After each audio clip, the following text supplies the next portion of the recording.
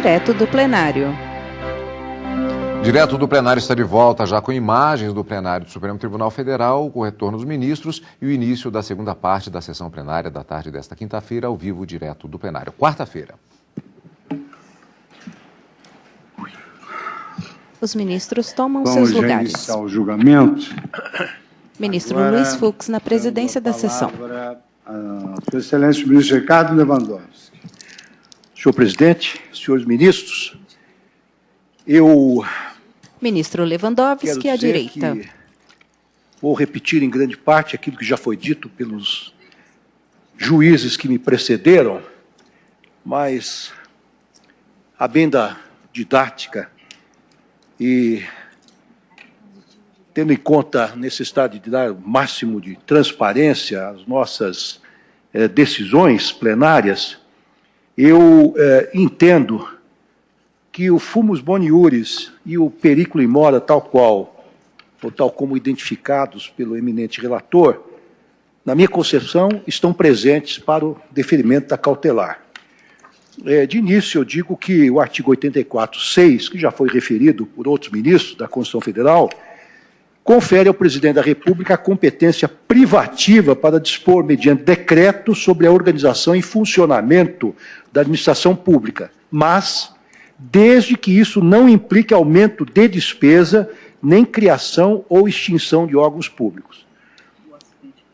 De outra parte, senhor presidente, nós temos a dicção do artigo 48.9, que, com toda a clareza, dispõe o seguinte: cabe ao Congresso Nacional, com a sanção do presidente da República, dentre outras competências, dispor sobre a organização administrativa judiciária do Ministério Público, da Defensoria Pública da União e dos territórios e organização judiciária e do Ministério Público do Distrito Federal.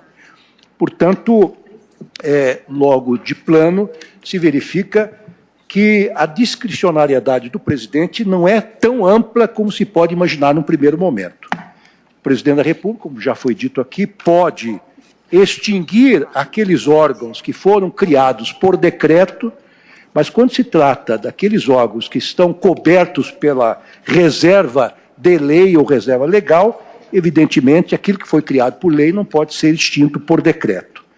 De maneira que a primeira conclusão a que eu chego é aquela que também chegaram vários de meus pares, para sentar de forma bem objetiva e clara, que os órgãos criados por lei não podem ser extintos por decreto.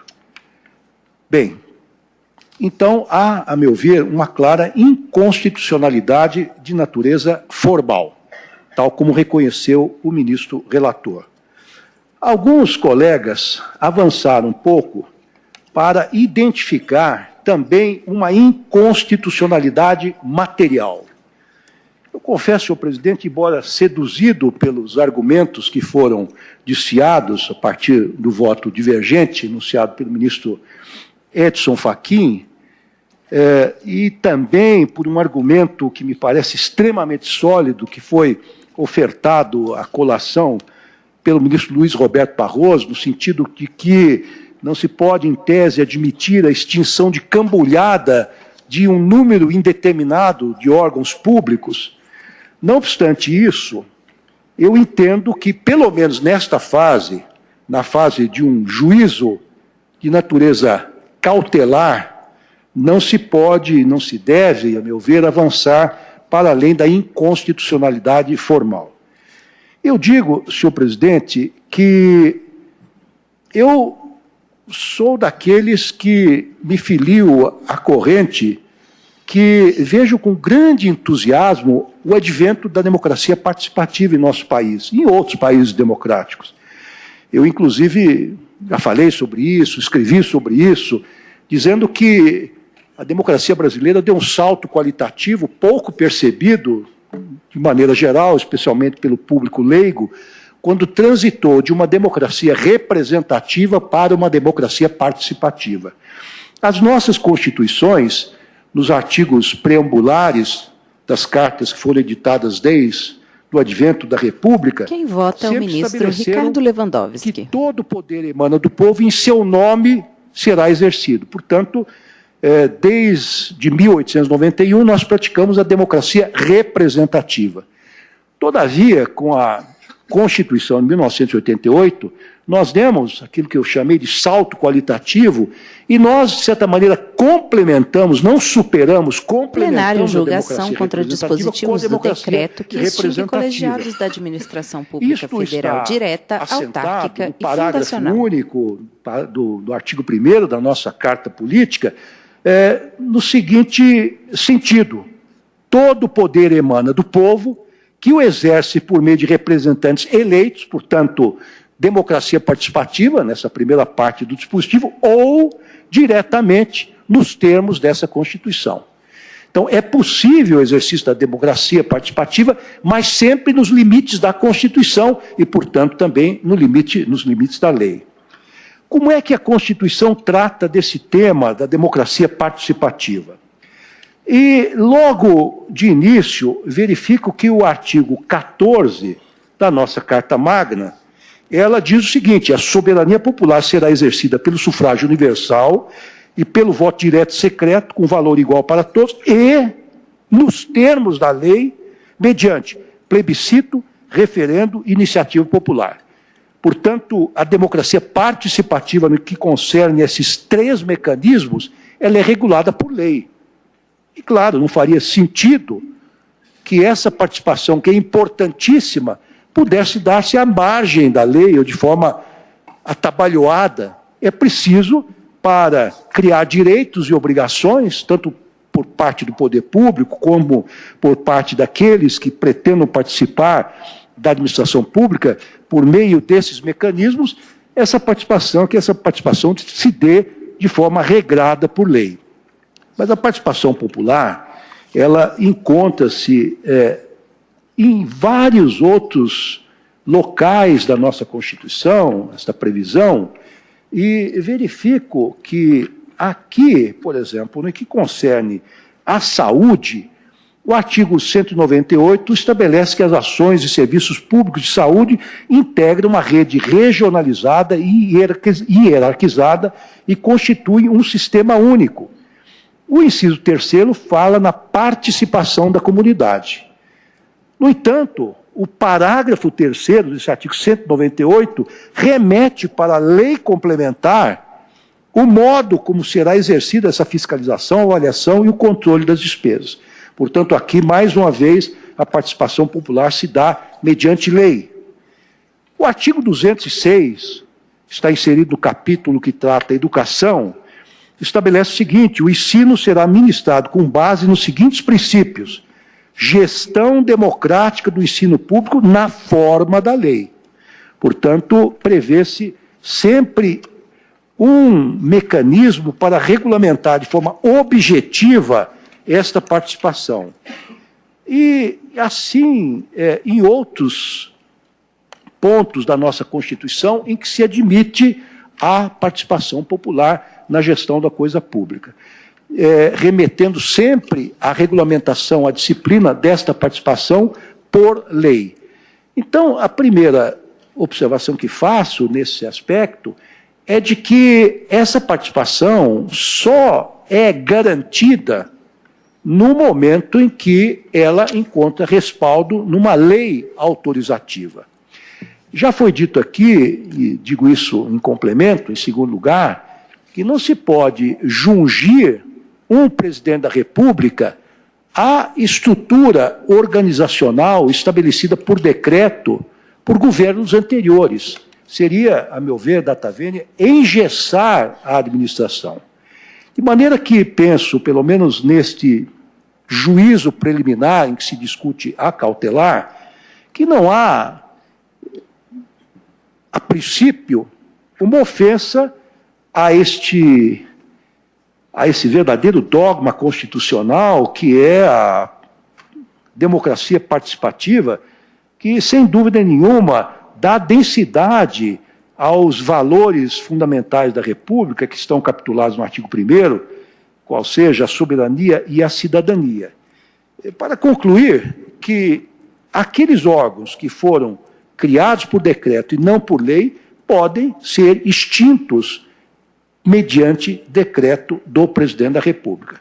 Se são plenário órgãos julgação contra dispositivos do decreto que extingue colegiados na administração pública federal direta, autárquica e fundacional. Pode causar uma certa espécie, a responsabilização por essa extinção não se dará, a meu ver, pela via judicial, mas sim pela responsabilização política. Neste momento, volta o ministro Ricardo Lewandowski. Órgãos importantes criados por lei, haverá de responder perante a opinião pública nacional e, eventualmente, até internacional. Então, senhor presidente, com a devida vênia dos que divergiram do voto do relator, eu acompanho o ministro Marco Aurélio para deferir, em parte, a cautelar, tal como aventado por sua excelência. Então, o ministro Ricardo Lewandowski acompanha o ministro Marco Aurélio, relator, que, por seu turno, foi acompanhado pelo ministro Alexandre de Moraes. O ministro Luiz Fux faz anotações. Nosso estimado decano, ministro Celso Bion. Senhor presidente, como aqui foi salientado pelo eminente ministro Alexandre de Moraes, o presidente da República, no sistema institucional vigente em nosso país... Quem fala é o ministro Celso de Mello, à esquerda. De chefe de Estado, chefe de governo e chefe da administração federal. Basicamente, o presidente da República dispõe de poderes normativos, ordinariamente poderes normativos de caráter secundário, que o habilitam a praticar uma série de atos no âmbito da pública administração. Representou uma inovação no plano do nosso sistema constitucional, o que dispôs a Carta Federal de 69, quando instituiu a possibilidade de o presidente da República editar regulamentos de organização. Esses regulamentos de organização apoiavam-se numa competência normativa primária do presidente da República, tal como dispunha, então, o artigo 81, inciso 5º da Carta de 1969, que assim prescrevia. Artigo 81. Compete privativamente ao presidente da República, inciso 5º, dispor sobre a estruturação, atribuições e funcionamento dos órgãos da administração federal. Essa inovação foi destacada, na época, por eminentes autores. Menciono, por exemplo, um antigo ministro desta Corte Suprema, o saudoso ministro Temístocles Brandão Cavalcante, que, ao dispor sobre essa questão, sobre a égide da Carta de 69, a denominada Emenda 1 de 69, observou que a Constituição Federal, nesse tema, não submetia a organização da administração pública federal ao princípio da reserva de lei. Não é? E mencionou que, aspas, entre as atribuições do presidente da República, há uma que constitui novidade em nosso direito e que exigiria uma atenção especial pelo que representa no exercício do poder normativo pelo presidente da República. Queremos nos referir especialmente ao que dispõe o inciso 5º do artigo 81 da Constituição, da chamada Carta de 69, quando atribui ao presidente da República competência para dispor sobre a estruturação, atribuições e funcionamento dos órgãos da administração federal. O professor Manuel Gonçalves Ferreira Filho, por sua vez, interpretando essa regra constitucional que incluía na esfera orgânica da Presidência da República a competência para editar regulamentos de organização, observou que sempre se aceitou pacificamente, como implícito na Constituição e no sistema, que o presidente da República, na qualidade de chefe do Poder Executivo, podia dar estrutura, podia fixar atribuições e regular o funcionamento dos órgãos da administração federal. Tal poder, entretanto, até o advento da carta anterior, se exercia nos limites da lei. Mais ainda... Presidente Dias Toffoli volta à presidência da sessão. Comentando aquela regra da Carta de 69. Cedia esse poder do presidente da República perante as determinações da lei que podia dispor também sobre essa matéria.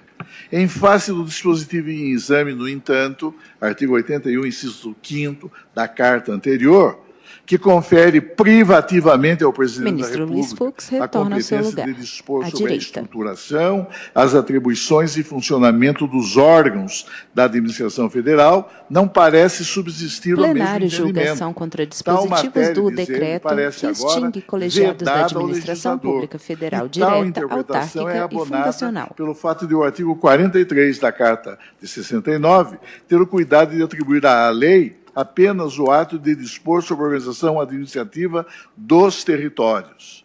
Também o professor Diógenes Gasparini, na sua conhecida monografia sobre o poder regulamentar, destacava que a ingerência normativa nessa área específica estava, aspas, agora vedada ao legislador ordinário, na medida em que não cabia ao Congresso dispor sobre a estruturação, atribuições e funcionamento dos órgãos da administração federal.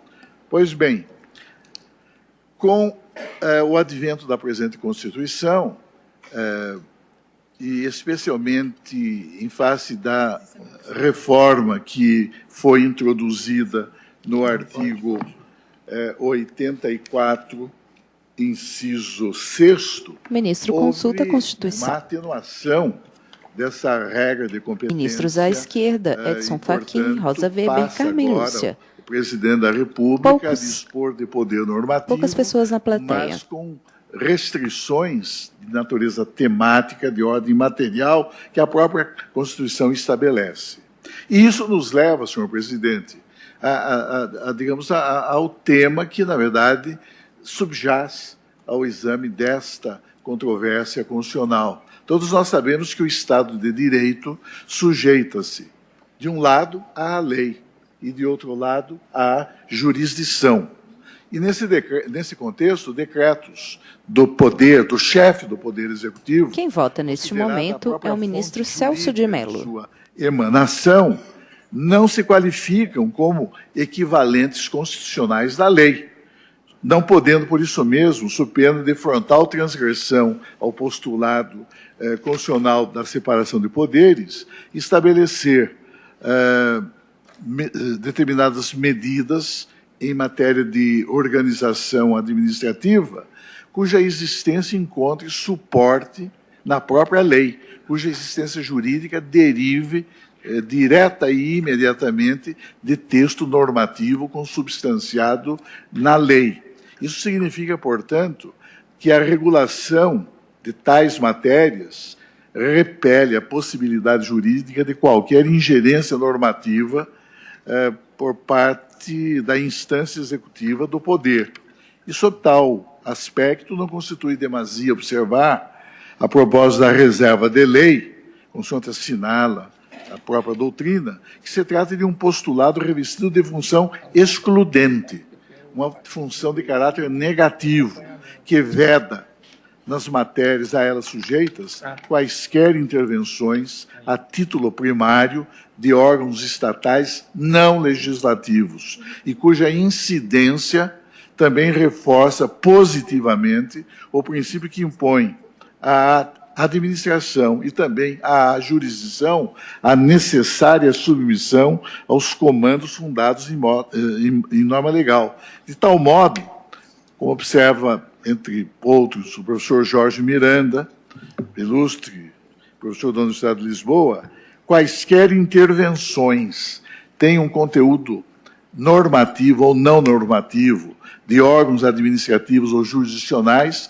só podem dar-se a título secundário, a título derivado, nunca com critérios próprios ou autônomos de decisão, não cabendo desse modo ao Poder Executivo atuar na anômala condição de legislador para, em assim agindo, proceder à imposição de seus próprios critérios de formulação normativa, afastando desse modo os fatores que, no âmbito do nosso sistema constitucional, só podem ser legitimamente definidos pelo Parlamento. Pois, se tal fosse possível, o Poder Executivo passaria a desempenhar a atribuição que lhe é institucionalmente estranha, a de legislador, usurpando, desse modo, mediante edição de decretos, no contexto de um sistema de poderes essencialmente limitados, competência que não lhe pertence, com evidente transgressão ao princípio constitucional da separação de poderes. E sobre esse aspecto, senhor presidente, sabemos todos que a Constituição brasileira mostrou-se atenta e sensível à experiência histórica das sociedades políticas e fez consagrar no texto, em seu texto, fiel à nossa própria tradição constitucional, um princípio revestido de fundamentalidade marcante no plano das relações institucionais entre os órgãos da soberania nacional. Refiro, como aqui já foi dito, ao princípio da separação de poderes, cuja razão de ser, na visão permanentemente atual de José Antônio Pimenta Bueno, Marquês de São Vicente, apoia-se na necessidade de preservar os direitos dos cidadãos e de inibir, isso é importante, de inibir, mediante controles interorgânicos recíprocos, o espírito usurpador do poder, conforme advertia, já no final do século XVIII, James Madison, em texto constante do Federalista, reiterando no ponto observação feita em 1690 por John Locke no seu segundo tratado sobre o governo, tal como pude acentuar em decisão que provém desta Corte, quando do julgamento da DIN número tal. O fato, senhor presidente, é que a Constituição da República, ao dispor sobre a configuração institucional do Estado, proclama que os poderes da República são independentes e harmônicos entre si. Mas, não obstante esse grau de autonomia, os poderes do Estado, que são interindependentes, devem manter convívio harmonioso em suas relações institucionais. E isso significa, portanto, senhor presidente, que se é certo, como aqui foi enfatizado, inclusive, no parecer da douta Procuradoria-Geral da República, que nessa matéria, nesse domínio temático, incide o postulado da reserva de administração, como essa própria Corte pôde proclamar no julgamento da DIN 2.364, de que eu próprio fui relator, não é menos exato, como adverte o eminente ministro Luiz Roberto Barroso, que no julgamento da DIN 6.062, de que é relator, não é menos exato que, aspas, a reestruturação dos órgãos da Presidência da República constitui ato de natureza política inserido na competência discricionária do chefe do Poder Executivo Federal, mas, naturalmente, como os atos do poder público em geral, sujeitas-se a controle judicial quanto à forma, quanto à finalidade, quanto à proporcionalidade. Isso foi dito em julgado, proferido ainda agora, não é? Nesse ano de 2019. O fato, senhor presidente, é que o decreto em questão, a mim me parece, ele, na verdade,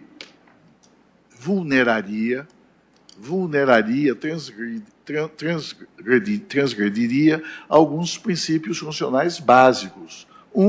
Que é um mandamento nuclear de nossa organização Lista geral dos ministros reunidos na mesa em formato de U. Poderes, ou melhor, da divisão funcional Ministro do poder. Celso de Mello, à esquerda. Outro, também o postulado, para alguns seria mero critério, da proporcionalidade, como observou o eminente ministro Luiz Roberto Barroso, quando advertiu que a extinção indiscriminada de todos os órgãos colegiados, sem sequer nominá-los, sem sequer discriminá-los, sem sequer especificá-los, isso traduziria violação ao postulado da proporcionalidade, examinado na dimensão que estabelece a vedação do excesso.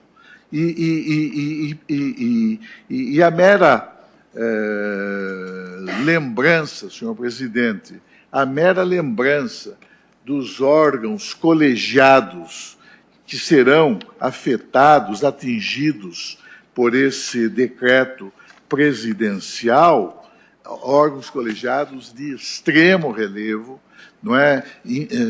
Plenário julgação contra dispositivos do decreto que extingue colegiados da administração pública federal direta, autárquica e fundacional. Essa medida, não é, genérica, ela, no fundo, culmina por tornar precária a própria eficácia social dos direitos Profere o voto o ministro Celso de Nesse Mello. ponto, a douta Procuradoria-Geral da República destacou que é de observar-se que a extinção de todos os órgãos colegiados nos termos previstos pelo Decreto 9.759 de 2019 é medida que precariza, se não inviabiliza, a eficácia social dos direitos do cidadão.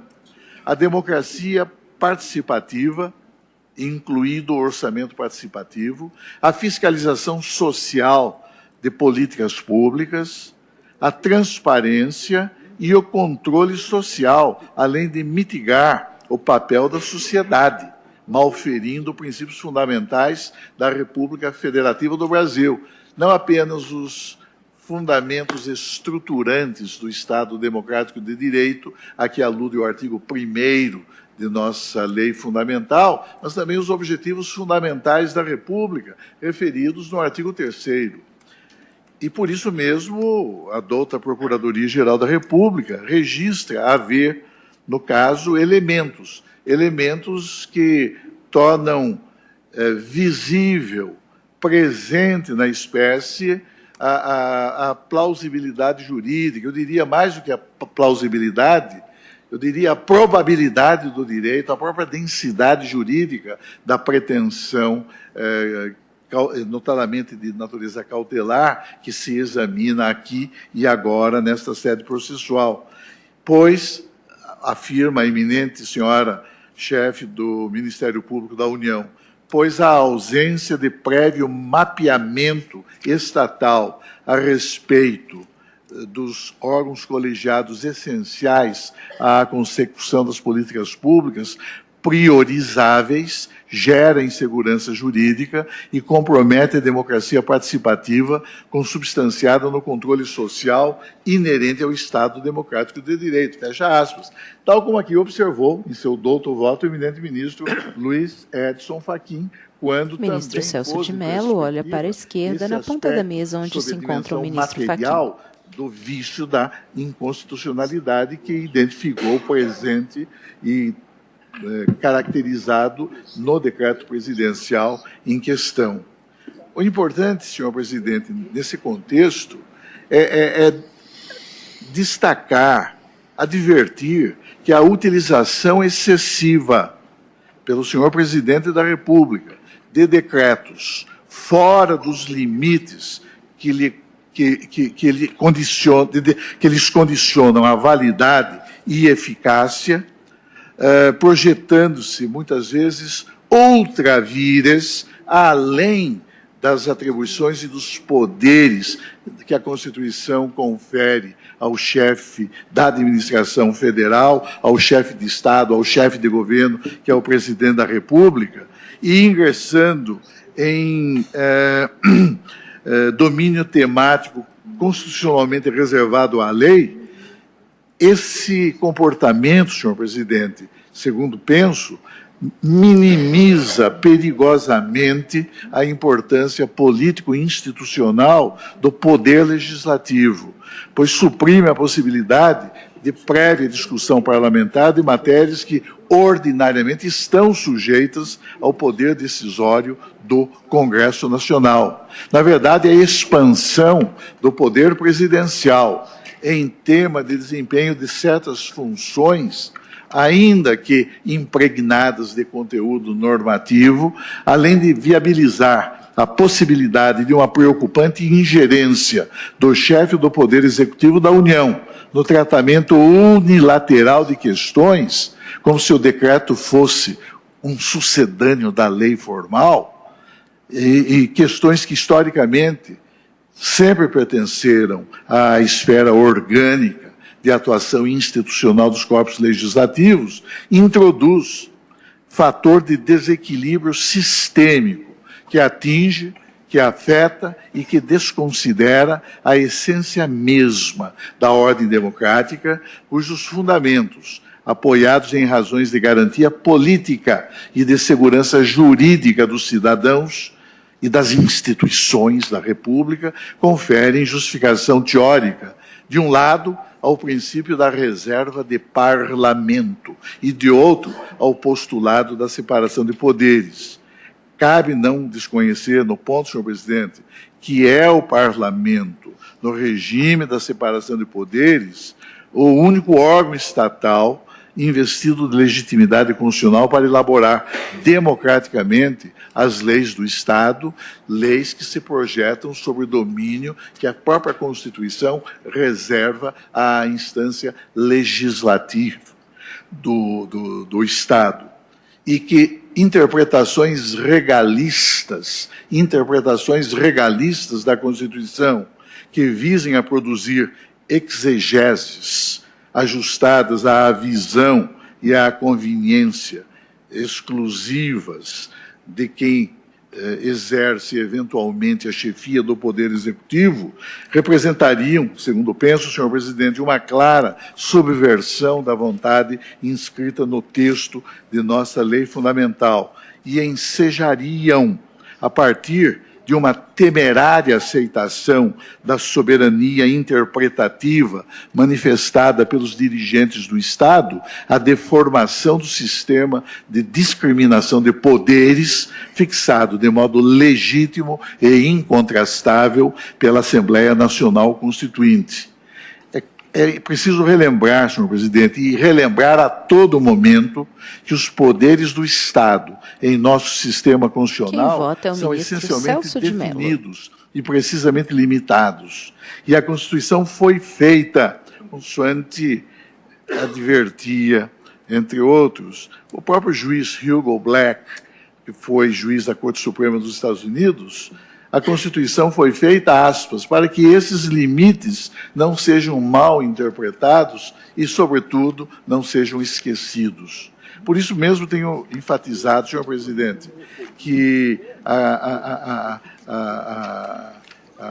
Constituição, uma Constituição escrita não pode nem deve configurar uma mera peça jurídica que possa sujeitar-se à vontade discricionária dos governantes, nem pode caracterizar ou ser interpretado como um irrelevante acidente histórico na vida dos povos e das nações. O exercício das funções estatais sofre os rígidos condicionamentos impostos pela ordem constitucional.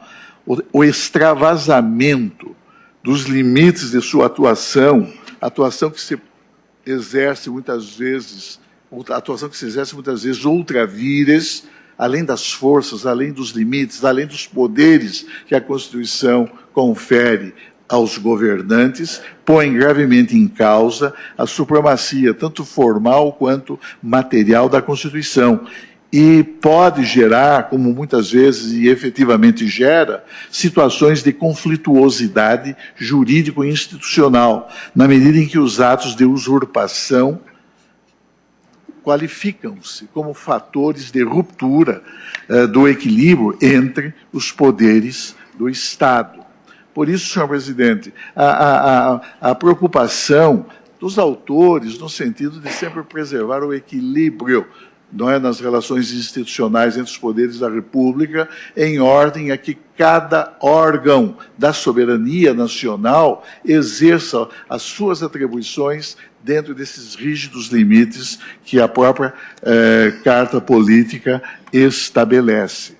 Por isso, senhor presidente, a divisão dos poderes precisa ser real e deve prevalecer não só de direito, como de fato. Decretos presidenciais não podem ser utilizados como meios de substituição da lei formal nos casos em que a matéria neles veiculada esteja sujeita ao postulado da reserva de parlamento. Por isso, senhor presidente, eu, tendo em vista essas razões, mas, sobretudo, aquelas que já foram expostas pelos eminentes juízes do tribunal, a mim me parece, senhor presidente, que o decreto presidencial em questão parece transgredir alguns postulados fundamentais de nossa ordem constitucional.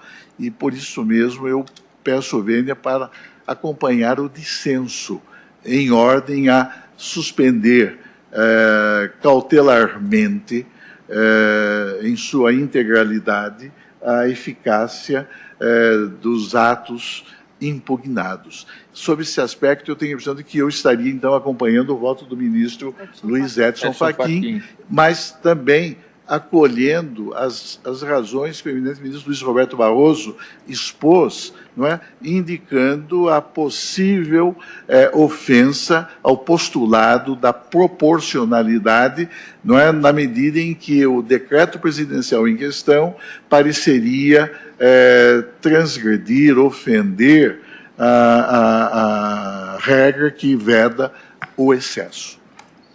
Agradeço ao ministro Celso de Mello. E antes de passar a palavra ao ministro Luiz Fux, que desde já agradeço pelo tempo que esteve à frente da presidência.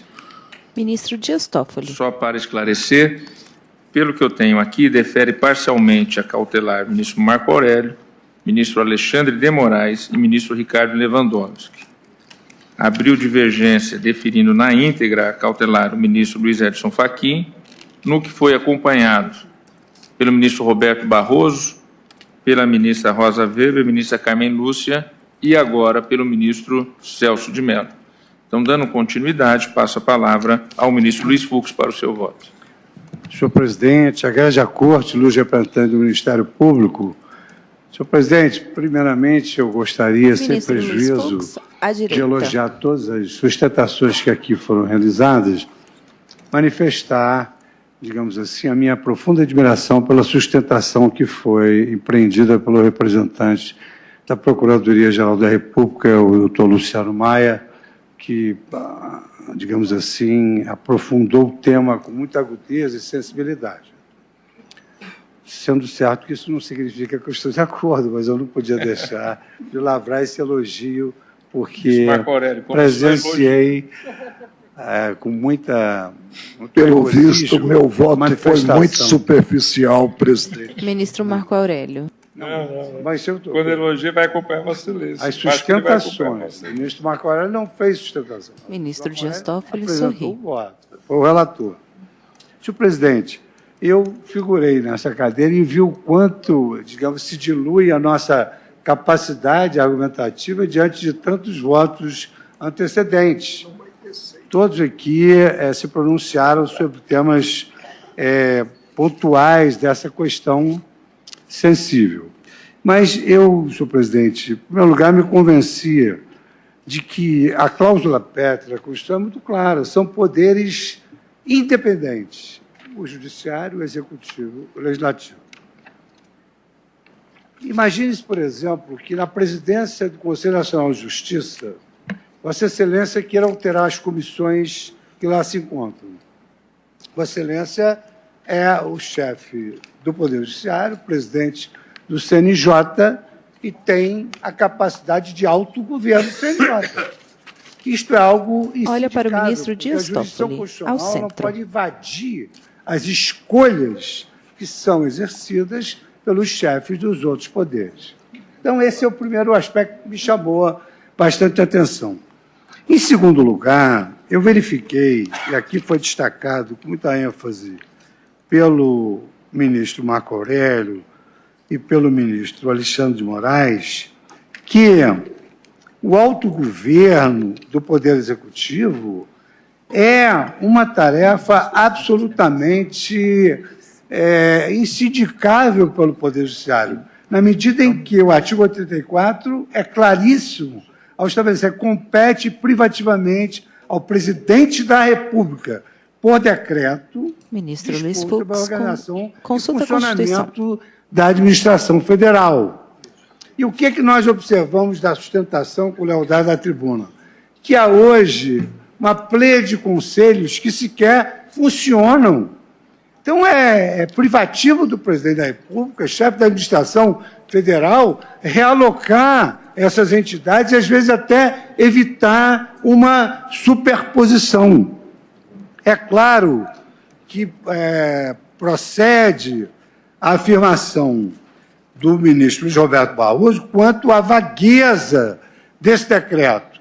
Mas também é certo que a participação popular não foi suprimida na medida em que a Casa do Povo, através de uma conversão de medida provisória, chancelou quase todos esses conselhos. E eu digo quase todos por quê? Porque o próprio decreto prevê a possibilidade de proposta de recriação. O plenário julga a ação contra dispositivos do decreto que extingue colegiados da administração pública federal, direta, autárquica e fundacional. Para a minha satisfação em relação aos direitos fundamentais, que já estão em fase de conclusão, as seguintes conselhos, vários, mais de 100 conselhos, mas os mais importantes que aqui foram destacados.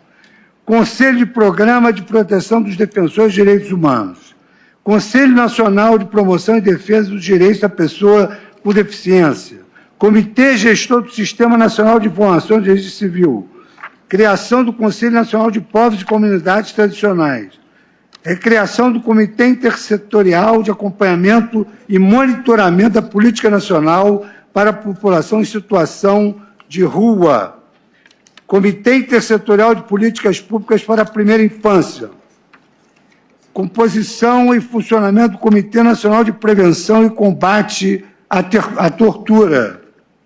Enfim, não há realmente uma vagueza, mas há uma atividade complementar que também é da competência da Presidência da República de fazer, digamos assim, suprir eventualmente, essa lacuna, mercê de a medida provisória de muita densidade normativa já estabelecer a criação de inúmeros conselhos aqui faltantes. De sorte, senhor presidente, que na forma do artigo 1º, do parágrafo 1º do decreto e do artigo 84.6, a linha A, eu considero que Sua Excelência, o meu estimado amigo e relator Marco Aurélio, deu ao caso uma solução constitucionalmente adequada, ao mesmo tempo protegendo os direitos fundamentais e, a um só tempo, respeitando a cláusula pétrea da separação de poderes e concedendo a deferência necessária ao Poder Executivo na forma da Constituição. De sorte, senhor presidente, que o pedido venha as opiniões em contrário, eu acompanho integralmente o voto do ministro Marco Aurélio, relator do feito. Agradeço, ministro Luiz Fux. Eu vou pedir vista e vou trazer o feito amanhã para continuidade de julgamento. Então, proclamo o resultado que, após o voto do ministro Marco Aurélio, relator, que deferia parcialmente a cautelar, no que foi acompanhado pelos ministros Alexandre de Moraes, Ricardo Lewandowski, Luiz Fux, e dos votos que deferiam integralmente a cautelar, a partir do primeiro voto divergente, ministro Luiz Edson Fachin, que foi acompanhado pelos ministros Luiz Roberto Barroso, Rosa Weber, Carmen Lúcia e Celso de Mello, pediu vista o ministro presidente Dias Toffoli e amanhã trará o voto à continuidade. Vamos julgar algumas listas nesses 20 minutos que temos. Ministro Marco Aurélio, da relatoria de Vossa Excelência, lista número 1, de 9 de maio de 2019. Nesta lista, um processo, embargo de declaração e recurso extraordinário, 643247. Vossa Excelência conhece dos embargos de declaração protocolados pelo município de São Paulo e os provê para modular prospectivamente os efeitos da tese, a partir da data da publicação da ata de julgamento, 1º de agosto de 2017, ressalvadas as ações anteriormente ajuizadas. Então, Sua Excelência conhece dos embargos de declaração formalizados pelo Estado de São Paulo. Presidente, apenas para esclarecer, que aqui Ministro Marco de Aurélio. regra não modulo decisão do tribunal, mas o caso concreto se enquadra no permissivo do artigo 927, parágrafo 3º do Código de Processo Civil. Por quê? Porque houve uma mudança da jurisprudência do tribunal. Perfeitamente. Estão todos de acordo? Então, esta é a proclamação à unanimidade nesta lista número 1. Ministro Dias Toffoli. Embargo de declaração no recurso extraordinário 643-247 de São Paulo. Ministro Marco Aurélio.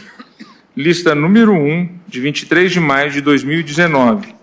São 2 feitos: agravo regimental na arguição de descumprimento de preceito fundamental 570 do DF e agravo regimental na ação direta de inconstitucionalidade 6077 de Goiás. Vossa Excelência conhece dos embargos e os desprovê. Todos de acordo? Essa é a lista número 1, de 23 de Exatamente, maio. com 2 feitos. São agravos, né? Agravos. Tá bem, tá bem. Estão todos de acordo? Acompanhando pelo desprovimento dos agravos, não havendo divergência, é esta a proclamação à unanimidade.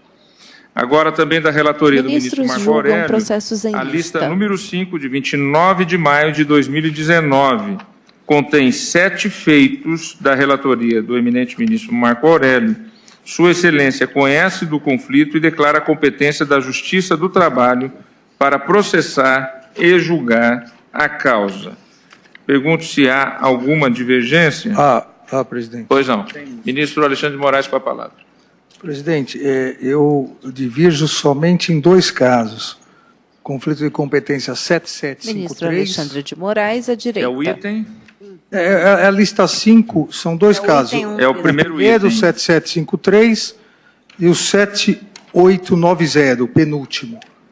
Porque aqui nos 2 casos... Que é o sexto. O sexto. Nesses 2 casos, o contrato foi firmado com base em norma estatutária, lei municipal, a lei 2502 de 2001 do município de Ribeirão das Neves. Ministros e no segundo caso, em lista. a lei 8.745, a Universidade de Brasília. Então, nesses casos, eu divirjo e entendo que a competência não é da Justiça do Trabalho, da Justiça Comum.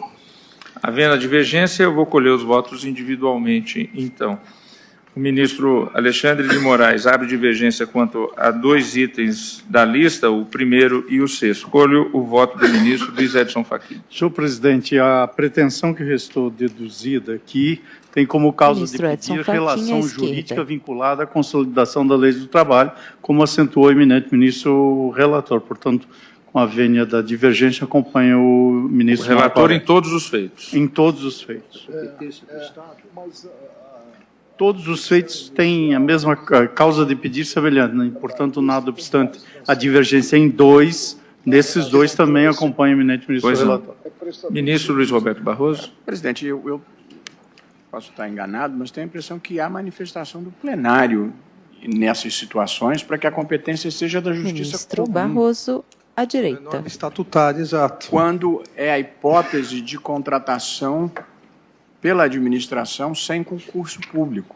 Exatamente. Portanto, Ministros julgam do processos em lista. E acompanhar a divergência do ministro Alexandre de Moraes. Ministro Luiz Roberto. Presidente, apenas para esclarecer que Ministro não Marco foi Aurélio. proposta ação com base em legislação especial.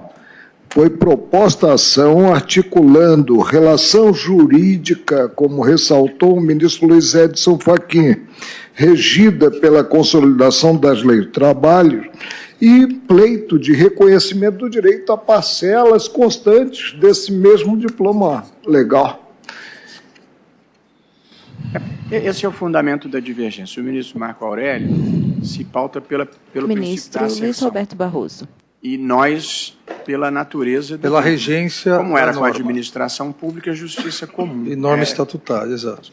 Alexandre de Eu Moraes. apenas registro que sempre tenho acompanhado essa compreensão. Agora, Edson Fachin. Estou acompanhando o eminente ministro relator. Ministra Rosa Weber. Senhor presidente, com todo respeito aos que compreendem de forma diversa, se a lide diz justamente com a natureza Ministra Rosa Weber, de frente para o presidente entre as Toffoli. partes, esse é o mérito, esta é a questão de fundo. Competência é pressuposto processual, tenho que examinar antes e, por isso, na minha compreensão, o princípio da asserção é que há de nortear a solução. Ministros julgam processos em lista. Isso, renovando o pedido de vênia, eu acompanho o eminente relator. Ministra Rosa Weber também acompanha o relator. Ministra Carmen Lúcia. Presidente, com as vênias do ministro relator, estou acompanhando a divergência do ministro Alexandre, exatamente como tem Ministra Carmen Lúcia, à esquerda. Considerando o precedente, inclusive, do plenário também neste caso. Ministro Ricardo Lewandowski. Senhor presidente, vou pedir vênia ao relator.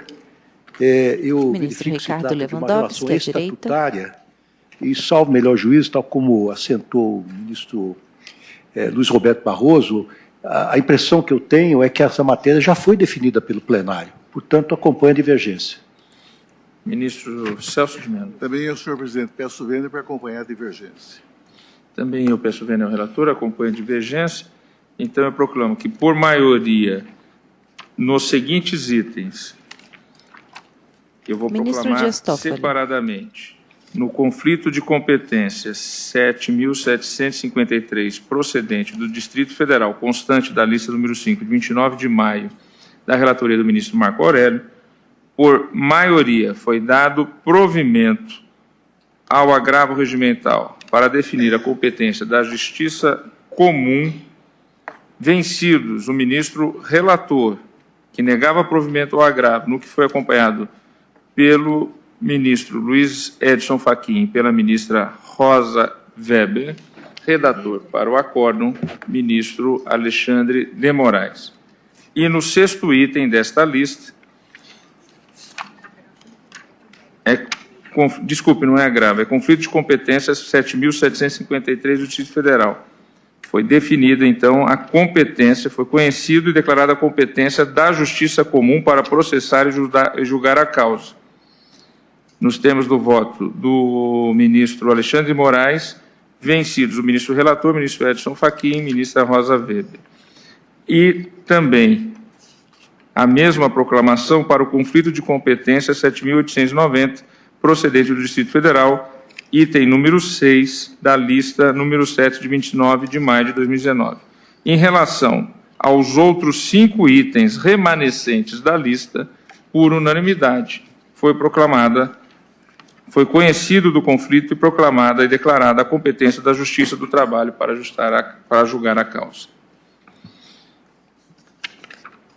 Lista número 6, de 29 de maio, da relatoria do ministro Marco Aurélio. Sua Excelência conhece dos embargos e a eles nega provimento. Estão todos de acordo? De acordo.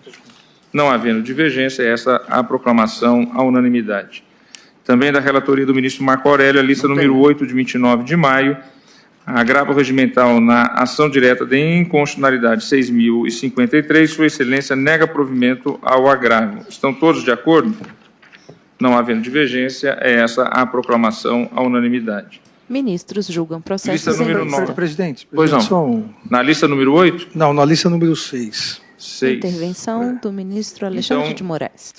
Perdão. É que reapregou a lista número 6, 29 de maio de 2019. A lista número 8, estão todos de acordo? Já fez o pregão. Então, lista número 6, retomo o julgamento. Obrigado, presidente. Aqui, na lista número 6, trata-se de embargos de declaração para modulação do precedente, o tema 149 de repercussão geral, que foi fixado. Compete à Justiça Comum exatamente o julgamento de conflito de interesse a envolver a incidência de contribuição previdenciária considerada a complementação de proventos. Em caso semelhante, onde o plenário fixou competência, alterou a competência no tema 190, houve a modulação para que, no caso de decisões onde já teria se iniciado a execução, permanecesse na justiça anterior, para não recomeçar tudo. Aqui há ações paradas que já estão na Justiça do Trabalho há 14 anos, esperando a execução, e essa alteração de competência iria atrasar mais ainda. Então, eu aqui aponto a divergência, eu dou provimento aos embargos de declaração para modular, no sentido de que todos os processos onde já tenha sido proferida sentença de mérito até o dia da conclusão do julgamento, permanecem na Justiça do Trabalho antes dessa mudança de competência. Vossa Excelência me permite? Por favor. Ministro Marco Aurélio. Nós estamos julgando processo único, revelador de recurso extraordinário, processo subjetivo e não objetivo.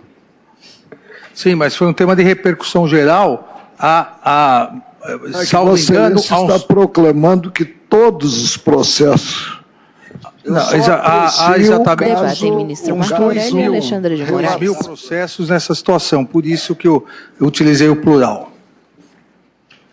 Senhor presidente, se me permitir, o que eu estou a compreender é que houve o provimento do extraordinário nesse caso para definir a competência da justiça comum. O que o eminente ministro Alexandre de Moraes está a propor é a modulação para preservar a competência da Justiça do Trabalho em relação aos feitos que foram sentenciados até a data do julgamento. Até a data do julgamento. Exato. Portanto, não está acolhendo o argumento de que houve mudança de jurisprudência, mas está acolhendo o argumento de que, tendo havido o julgamento do mérito, é possível fazer a modulação e manter a competência da Justiça do Trabalho. Feito esse esclarecimento, senhor presidente, eu peço ao eminente ministro Marco Aurélio, estou acompanhando a posição do ministro Alexandre de Moraes. Vou colher também individualmente. Há 2 votos divergentes. Ministro Luiz Roberto Barroso, como vota? Presidente, pois não, ministro. Vossa Excelência me permite, porque eu penso que o precedente ele é importante. O que nós tivemos? Nós tivemos um julgamento verificado pelo Pleno. Nesse julgamento, nós formalizamos um acordo omisso, contraditório, obscuro? Não. E aqui se trata de uma matéria em relação à qual nunca houve polêmica no âmbito do Supremo. Cobrança de contribuição social. Justiça do Trabalho, nós vamos dar o dito formalizado no julgamento do recurso extraordinário pelo não dito, rejulgando a matéria. Presidente, só um esclarecimento. Na verdade, ministro Alexandre de Moraes. Há controvérsia, tanto que há inúmeras ações já com sentença de mérito na Justiça do Trabalho. E foi exatamente, o que eu proponho, exatamente a mesma solução que o plenário adotou no tema 190, onde também fixou a competência da Justiça Comum. Aqui é do caso de processamento de demandas ajuizadas contra entidades privadas de previdência, mas manteve a Justiça do Trabalho no caso já das decisões de mérito para evitar que recomeçasse todas as ações. Eu só registro ministro Dias Toffoli. Pelo novo Código de Processo Civil, no caso de reconhecimento de incompetência absoluta, os efeitos das decisões proferidas pelo juízo incompetente ficam, em regra, mantidos. Diante dessa disciplina, que é o artigo 64, parágrafo 4º do CPC novo, não mereceria acolhimento o argumento dos embargantes de que os atos exarados pela Justiça do Trabalho não prevaleceriam mais.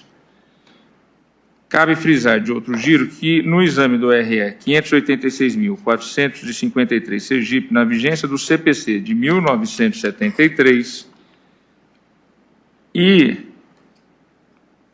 o RE 586.453 ministros julgam processos em lista do CPC anterior. Fala o ministro Dias Toffoli. A Corte concluiu que a competência para o processamento de ações ajuizadas contra entidades privadas de previdência complementar é da Justiça Comum, dada a autonomia do direito previdenciário em relação ao direito do trabalho. Eu fiquei redator para o acordo, porque eu acompanhara a ministra Ellen Grace, mas, posteriormente, quando o julgamento se findou, Sua Excelência não estava mais na Corte e, portanto, eu, como primeiro voto concordante, acabei por ficar como redator para o acordo. Na mesma ocasião, modulou os efeitos da decisão para reconhecer a competência da Justiça Federal do Trabalho para processar e julgar, até o trânsito em julgado, e a correspondente execução, todas as causas da espécie em que houver sido proferida sentença de mérito, até a data da conclusão pelo plenário do Supremo Tribunal Federal do julgamento daquele recurso, que se deu em 22 de fevereiro de 2003. Um dos argumentos levantados pela relatora, a ministra Ellen Grace, para modular os efeitos daquela decisão, foi o de que o encaminhamento de muitos processos já julgados pela Justiça Trabalhista para a Justiça Comum implicaria retrocessos às primeiras fases processuais, causando danos à celeridade processual e à eficiência, bem como prejuízos aos interessados. Para ela, os sistemas processuais trabalhistas e civil não guardariam identidade procedimental, o que tornaria ainda mais complexa a simples remessa dos autos à Justiça Comum. Diante desses feitos, vou me permitir adiantar a posição, pedindo vênia divergência, para acompanhar, neste caso específico, a posição do eminente relator. Mas continuo a colher os votos, ministro Luiz Roberto Barroso. Estou um pouco confuso, presidente. Aqui, Ministro então, Barroso. nós temos... Eu penso que a eficácia maior aqui seria... Nós temos uma sem prejuízo das decisão premissas do plenário que entendeu que contribuição previdenciária, demanda para recolhimento de contribuição previdenciária, teria por competência a Justiça Federal. Demanda ajuizada pela União ou pelo Ministros INSS, julgam certo? processos É em disso que lista. estamos falando? É que a modulação já foi feita no RL, quer modular aqui nesse caso específico. E nós no reabriríamos a discussão. No de RE nós modulação. modulamos para dizer que Não, se já houver no sentença. outro RE, né? Sim. No outro. Nesse ainda não houve Mas modulação. a modulação levada a Essa é uma efeito outra lá tese. É Ministro Alexandre coerente de com o que Moraes. está sendo proposto aqui para o ministro Agora, Alexandre. Edson É a Fachin. mesma enganado. modulação É a da mesma- 190, agora na 149. Não, eu compreendo a posição de Vossas Excelências, mas eu penso que nesse caso Ministro Dias aqui, Toffoli. a eficácia maior seria... É que o grande problema, presidente, é que só caso na individual. redistribuição para a É um caso Justiça individual. Federal, e a redistribuição, autuação e início da execução são outros procedimentos. Só pra Presidente, eu perguntaria por que Justiça Ministro Marco Federal, Aurélio. se a ação não foi proposta sequer contra o Instituto? E já está a execução na Justiça do Trabalho. Nesse caso específico, e olha que eu já divergi muitas Novamente, vezes com o ministro ministro Marco Dias Aurélio Toffoli. nessa posição. Só que Mas aqui a efetividade maior do processo e a eficácia maior do processo, eu penso que é manter na Justiça do Trabalho e não modular. na Com a frase, devida vênia das compreensões. a frase que se tornou dos lugar eminentes comum, ministros. Mas nós decidimos que vai a competência da Justiça Comum. A tese é essa. O que está no trabalho Ministro iria agora Alexandre mesmo, de já Moraes. sentenciado em execução, voltaria para a comum. a gente, a frase se tornou lugar comum, tem direito à própria opinião, mas não aos próprios fatos. Então, vamos tentar assentar Ministro quais são os Barroso. nossos fatos. Houve uma decisão do plenário do Supremo, entendendo que a cobrança de contribuição previdenciária, aqui é contribuição estadual, que a cobrança de contribuição previdenciária teria como foro a Justiça Comum. Essa foi a decisão do plenário do Supremo. Mas aqui já está em execução. Este caso é um caso que envolve uma decisão que foi tomada pela Justiça do Trabalho, pelo que eu estou entendendo. Então, houve uma decisão da Justiça do Trabalho. Ministro Barroso consulta Eu um suponho papel. que favorável. É porque eu não estou conseguindo entender o contexto, porque o embargante Geraldo Amoroso é uma pessoa física e o embargado é o Estado de São Paulo. Portanto, eu suponho que fosse uma demanda em que o Estado de São Paulo cobrasse de alguém, possivelmente uma pessoa física ou uma firma individual, a contribuição previdenciária. Então, ajuizou na Justiça do Trabalho e não na Justiça Comum. Produziu-se uma sentença na Justiça do Trabalho. A proposta do ministro Alexandre, coerente com o que já decidimos outras vezes, é que quando nós assentamos uma divergência jurisprudencial, nós preservamos o que já tenha sido decidido, ainda que não transitado em julgado. Portanto, nós estamos aqui a decidir se a decisão que foi proferida pela Justiça do Trabalho e que ainda não transitou em julgado, se ela deve prevalecer ou se, em última análise, estaremos anulando para voltar ao começo da execução. Porque aí a incompetência da Justiça do Trabalho foi declarada superveniente à sentença proferida no mérito. Se a decisão do Supremo foi proferida após a decisão da Justiça do Trabalho, eu sou a favor da modulação. Eu gostaria apenas de ter a confirmação desse fato, porque eu não tive acesso. Eu estou acompanhando o ministro Alexandre com base nesse pressuposto. Exatamente, só nessa hipótese. Deixa eu ler aqui a minha anotação. Embargos de declaração opostos contra acórdão por meio do qual o Supremo entendeu ser competência da Justiça comum o julgamento do conflito que envolva a incidência de contribuição previdenciária sobre a complementação de proventos da aposentadoria. O embargante pede sejam modulados os efeitos da decisão, de modo a considerar competente a Justiça do Trabalho para processar e julgar os processos dos quais já tenha sido proferida sentença até o julgamento do recurso extraordinário. O relator negou provimento aos embargos por entender não ser cabível a modulação de efeitos quando a decisão não alterar a jurisprudência dominante. Eu bem entendo. Eu estou partindo do pressuposto de que havia algum grau de divergência na jurisprudência que foi pacificado neste recurso extraordinário. Eu também vou pedir todas as vênias ao eminente relator. Eu sou favorável a se aproveitar a maior quantidade de atos judiciais que tenham sido praticados em um processo. Portanto, não veria razão para voltar à estaca zero nessa matéria. Apenas continuo com uma dificuldade. Neste processo se discutia isso, nesse recurso extraordinário. Mas a sentença da Justiça do Trabalho foi anterior ao recurso extraordinário. Portanto, eu pedi vênia ao eminente relator, presidente, para também aproveitar os atos validamente praticados, que eu considero validamente praticados. Então, estou acompanhando a divergência. Acompanha a divergência, ministra Rosa Weber. Presidente, eu fiquei com uma pequena dúvida. Qual era Ministra Rosa Weber, à esquerda. O recurso extraordinário era competência?